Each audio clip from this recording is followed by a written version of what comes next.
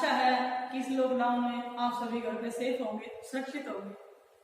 मैंने सोचा कि क्यों न इतने दिनों के बाद आपसे लेसन के माध्यम से रूबरू हुआ जाए। तो प्यारे बच्चों, इससे पहले मैं आपके साथ 4 लेसन्स की वीडियो, उनके क्वेश्चन आंसर्स और नोट्स शेयर कर चुकी हूँ। पहला लेसन है कि भारत निर्माण की चुनौतियां, दूसरा था एक दल के प्रभुत्व का दौर, तीसरा लेसन था नियोजित भारत की नीति, और चौथा था भारत के विदेश संबंध, और अब ये 5वां लेसन है कांग्रेस प्रणाली, चुनौतियां एवं पुनः स्थापना, अर्थात challenges and restoration of Congress system. तो प्यारे छात्रों, इस लेसन को मैं बिल्कुल आरंभ से कांग्रेस की स्थापना से शुरू करना चाहूंगी। जैसा कि आप सबको पता है कि कांग्रेस की स्थापना कब हुई थी? कांग्रेस की स्थापना दिसंबर 1885 में हुई थी। इस पार्टी की स्थापना एक अंग्रेज अधिकारी ए.ओ. ह्यूम ने एक सेफ्टी वाल्व के रूप में की थी, ताकि वो भारतीयों के मन की बात जान सके और अंग्रेजी सरकार तक पहुंचा सके। लेकिन धीरे धीरे कांग्रेस पार्टी मजबूत होती चली गई और इसने एक राजनीतिक पार्टी का रूप धारण कर लिया। इसी पार्टी ने आजादी दिलाने के कार्यक्रम में अपना अभूतपूर्व योगदान दिया था, जिससे भारतीय जनता की जो भावनाएं थी वो इस पार्टी के साथ जुड़ गई, और इसी पार्टी में सभी लोग भारत के भविष्य को देखने लगे। तो जैसा कि बच्चों आपको पता है कि हमारा देश 15 अगस्त 1947 को आजाद हुआ था। अंतरिम सरकार के प्रधानमंत्री पंडित जवाहरलाल नेहरू को बनाया गया था। फिर हमारे देश में एक चुनाव आयोग की आवश्यकता महसूस की गई, जिसकी स्थापना 1950 में की गई, और 1950 में 50-51 में प्रथम चुनाव आयोग आयोजित कराया गया, जिसमें कांग्रेस पार्टी भारी बहुमत से जीतकर प्रथम स्थान पर आई, और इसके साथ ही आरंभ हो गया भारत के विकास की राजनीति। उस समय भारत में अनेकों समस्याएं थी, गरीबी, सांप्रदायिकता, बेरोजगारी, भारत के राष्ट्र निर्माण की समस्या और पड़ोसी देशों की समस्या, विदेशी आक्रमणों की समस्या। इन सभी बातों पर नेहरू सरकार ने ध्यान दिया, और सबसे पहले तो तत्कालीन गृह मंत्री सरदार वल्लभ भाई पटेल की सहायता से देश का एकीकरण किया गया। देश के एकीकरण से जुड़ा है प्रीवी पर्स का मामला। सभी रियासतों को भारत में शामिल किया गया। सबसे महत्वपूर्ण कार्य उस समय था देश का एकीकरण करना, राष्ट्र का निर्माण करना। यही कारण है कि सभी रियासतों के राजाओं को आश्वासन दिया गया कि उनको अपनी निजी संपत्ति रखने का अधिकार होगा, तथा उनको सरकार कुछ निश्चित भत्ते भी प्रदान किया करेगी, और शीघ्र ही उनकी निजी संपत्ति की मात्रा और भत्ता निश्चित किया जाएगा। इसी को भारतीय राजनीति में प्रीवी पर्स के नाम से जाना जाता है। और रजवाड़ों के राजाओं ने भी भारत में आस्था रखते हुए अपनी जो है सारी रियासतें भारत में मिला दी। प्यारे बच्चों, कांग्रेस की चुनौतियां में देखिए कौन कौन सी चुनौतियां शामिल हैं। 1960 के दशक को एक खतरनाक दशक कहा जाता है। क्यों कहा जाता है? क्योंकि 1960 के दशक में भारत ने अनेक चुनौतियों का सामना किया। जैसे कि सबसे पहले तो हम लेते हैं चीन के आक्रमण को। चीन के साथ पंडित जवाहरलाल नेहरू ने मित्रतापूर्ण संबंध स्थापित किए थे, लेकिन मित्रता की आड़ में चीन ने नेहरू जी के साथ विश्वासघात किया तथा 1962 में भारत पर आक्रमण कर दिया, क्योंकि उस समय भारत इस स्थिति में नहीं था कि चीन के आक्रमण का विरोध कर सके। उस समय भारत में शस्त्रीकरण बिल्कुल नहीं हुआ था, तथा नया नया भारत आजाद हुआ था, जो पहले अपने आर्थिक और सामाजिक रूप से समृद्ध होने के बारे में सोच रहा था। चीन ने इसी बात का फायदा उठाया तथा भारत पर आक्रमण कर दिया। निश्चित रूप से भारत इस आक्रमण में हार गया, और चीन ने भारत के बहुत सारे क्षेत्र पर कब्जा कर लिया, जो आज भी चीन के कब्जे में है। पंडित जवाहरलाल नेहरू इस संकट को सहन नहीं कर सके, वो बीमार पड़ गए और 27 मई 1964 को उनका देहांत हो गया। अब कांग्रेस के सामने एक और चुनौती कि प्रधानमंत्री का पद किसे दिया जाए। उस समय श्री मोरारजी देसाई को कार्यवाहक प्रधानमंत्री का कुछ समय के लिए पद दिया गया। फिर लाल बहादुर शास्त्री जी को अगला प्रधानमंत्री चुना गया। लाल बहादुर शास्त्री पेशे से किसान, हृदय से सरल तथा उदार व्यक्तित्व थे। उनके इसी चीज का फायदा उठाते हुए पाकिस्तान ने भी ये समझा कि भारत का नेतृत्व एक कमजोर व्यक्ति के हाथों में है तथा वो इस समय उसकी कमजोरी का फायदा उठा सकता है। यही सोचते हुए पाकिस्तान ने भी भारत पर 1965 में आक्रमण कर दिया। लेकिन वो नहीं जानता था, पाकिस्तान नहीं जानता था कि लाला लाजपत राय एक दृढ़ व्यक्तित्व के व्यक्ति थे। वो एक बार निश्चय कर लेते थे तो जो है अपना प्रण पूरा करके छोड़ते थे। भारतीय सेना ने पाकिस्तानी सेना को मुंह तोड़ जवाब दिया तथा पाकिस्तान के क्षेत्र में वो काफी लाहौर तक आगे बढ़ गए।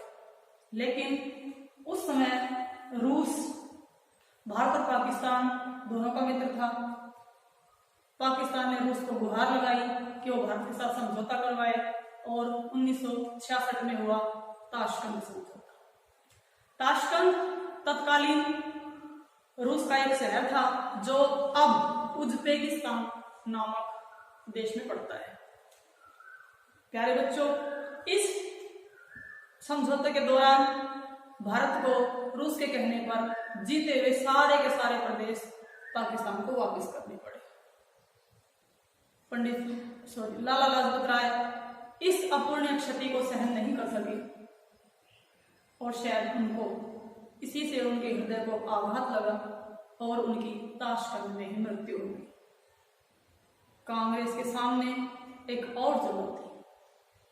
अभी 2 साल पहले एक प्रधानमंत्री को खोया था, अभी दूसरे प्रधानमंत्री की भी मृत्यु हो गई। 3 सालों में 2 विदेशी आक्रमण भी झेले भारत ने। इससे ज्यादा और संकट क्या है। अब लाला लाजपत राय की मृत्यु के बाद फिर से भारत के सामने वही प्रश्न खड़ा।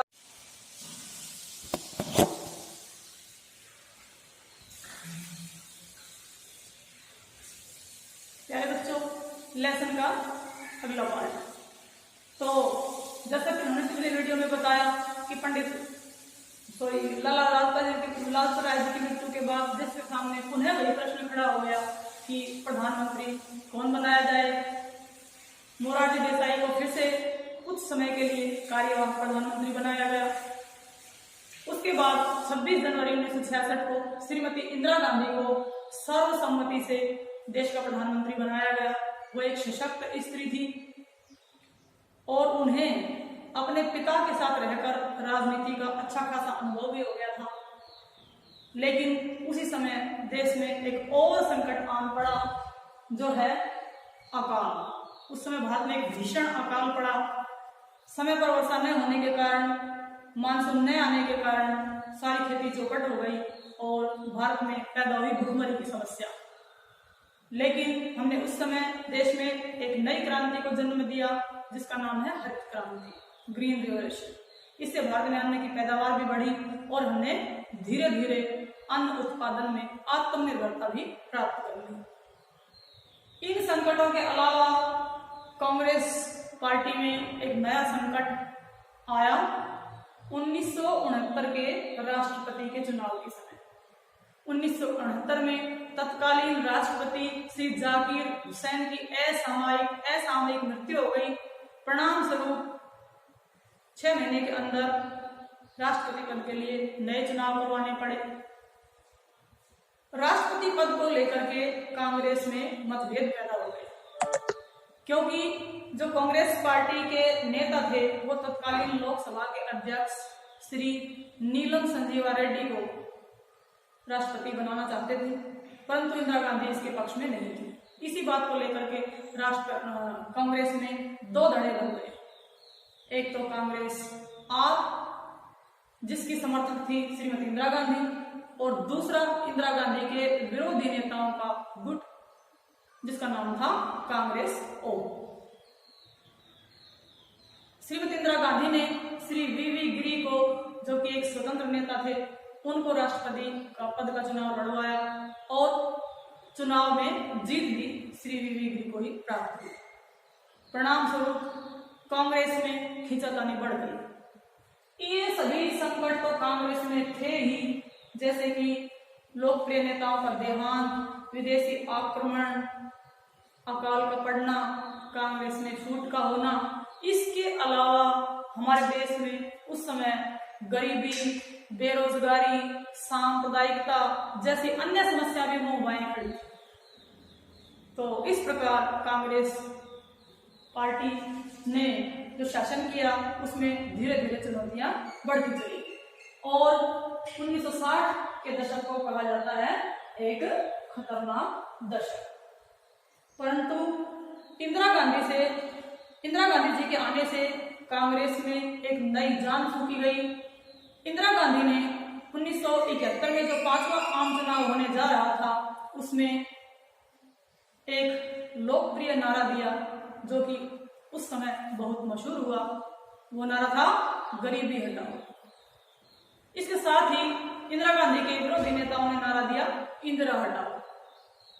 लेकिन इंदिरा गांधी के गरीबी हटाओ के नारे ने जादू जैसा काम किया तथा इंदिरा गांधी पहले से भी अधिक 1967 के चौथे आम चुनाव से भी अधिक बहुमत से जीतकर विजयी हुई और जो है कांग्रेस प्रणाली की हुई पुनः स्थापना। श्रीमती इंदिरा गांधी ने 1971 से लेकर के 1977 तक लगातार शासन किया। फिर 2 साल के लिए शासन उनके हाथ से जाता रहा। इसमें उनके द्वारा की गई बहुत सी गलतियों का योगदान रहा, जैसे कि आपातकाल लागू करना। लेकिन अन्य दलों की सरकार 2 साल से ज्यादा नहीं टिक पाई और 1980 के चुनाव में फिर से इंदिरा गांधी जीत कर आई और 1984 तक उन्होंने शासन किया। 1984 में इंदिरा गांधी की हत्या कर दी गई। उसके पश्चात उनके बेटे श्री राजीव गांधी को प्रधानमंत्री के पद पर बिठाया गया और उन्होंने भी काफी अच्छा काम किया। इसके साथ साथ मैं बताना चाहूंगी कि इसी समय के दौरान 1960 के दशक के दौरान ही देश की राजनीति में एक और समस्या पैदा हो रही थी जो थी दल बदल की समस्या।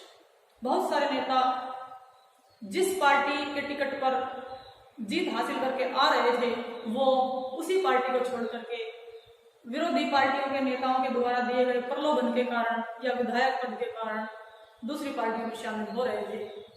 हरियाणा में इसको आयराम बयाराम के नाम से जाना जाता है। उस समय कम से कम 100 से अधिक मंत्रियों ने तथा 550 से अधिक विधायकों ने दल बदल किया और जैसे राजनीति में एक मजाक सा बन गया। 1985 में श्री राजीव गांधी के प्रधानमंत्री बनने पर उन्होंने दल बदल विरोधी कानून बनाया तथा इस पर रोक लगाने की कोशिश की। तो प्यारे बच्चों, ये था हमारा चैप्टर कांग्रेस प्रणाली, उसकी चुनौतियां और पुनः स्थापना। आशा करती हूँ कि आपको सब कुछ अच्छे से समझ में आ गया होगा। अगर आपको समझ में आया है तो वीडियो को लाइक कीजिए और अब मैं आपके समक्ष हाजिर होंगी अगले चैप्टर के साथ। इसी के साथ धन्यवाद।